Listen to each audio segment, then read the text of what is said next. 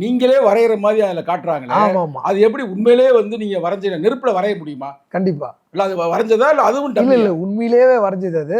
அது வந்து மாரி செல்வராஜுக்கு வந்து நான் அதான் அதை வந்து எனக்கு வந்துட்டு அதாவது நான் நிறைய படங்கள் பண்ணியிருக்கலாம் ஆர்ட் டைரக்டராக, நிறைய விஷயங்கள் பண்ணியிருக்கலாம் கலை இயக்குனராக, ஆர்ட் டைரக்டராக. ஆனால் ஒரு ஆர்ட்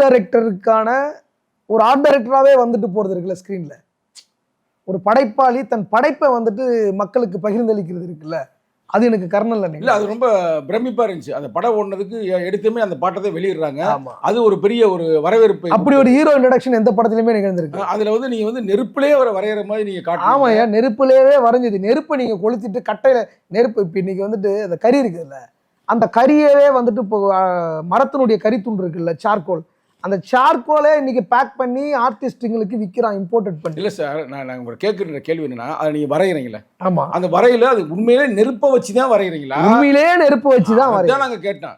உண்மையிலேயே நெருப்பு வச்சு கொளுத்திட்டு நீங்கள் வரைஞ்சிங்கன்னா அது உங்களுக்கு அந்த இம்ப்ரெஸ் கிடைக்கும்ல, உங்களுக்கு அந்த கறியினுடைய அந்த அடையாளம் வந்துட்டே இருக்கும்.